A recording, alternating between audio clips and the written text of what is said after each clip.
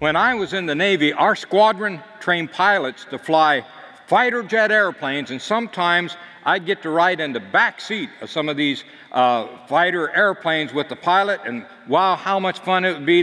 We'd be flying along, and then that pilot, he'd pull that stick back like that, and while that airplane shoots straight up in the sky like that, and boy, I'd feel the pressure on my body just pulling me against the seat, and then he'd take that stick forward like this right here, and that airplane would level off like this and fly in this way, and then he'd shove that stick down, and boy, we'd nosedive.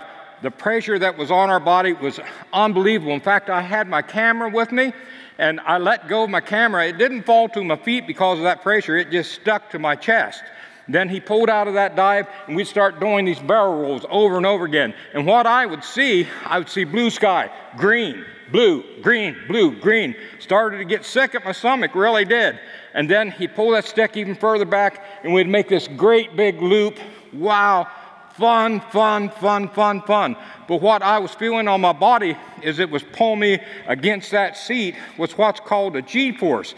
And the G stands for gravity, and it's measured by how much pressure is being pressed against your body with the G's. So right now, where you're at, we're experiencing only one G on our body. Now, if you'd be on a swing set, and you'd be swinging back and forth, back and forth, back and forth. Right when you reach that time, when you're right up this way, before you start to fall back, when you're right up this way right here, you're at zero gravity.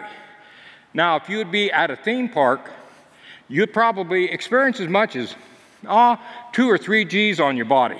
But if you'd experience 5 G's on your body, danger, danger, danger. You could actually pass out during that time, and about 25 G's is as most that a human being can stand without being squashed like a bug.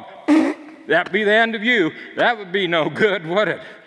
But did you know that there's animals that experience a lot more G-force than what a human being can? Some creatures that live deep, deep in the ocean, they experience 140 more times the pressure than a human being could ever stand.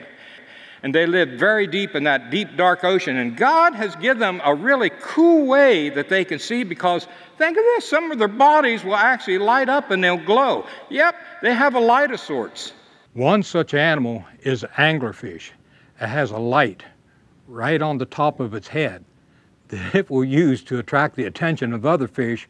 And some unsuspecting fish will see that light that's blinking. You think, I wonder what that's all about. So he gets too close to the anglerfish and gulp, that's the end of the other fish. Hope it doesn't get indigestion. Many other animals have the ability to light up as well. Check this dude out. It is a jellyfish. They have what's called bioluminescent lights. Bioluminescent. Try to say that really fast 4 times, because that name just rolls off the tongue. Bioluminescent, bioluminescent, bioluminescent, bioluminescent. Oh, I'll get my tongue all twisted up. But they have a light that, it's just so cool. Their light, their bodies just light up. I'm just amazed. I'm just amazed. I got to think about this. I'm just amazed. These are wonderful. How about this little guy? We call him Glowy. It's a lanternfish.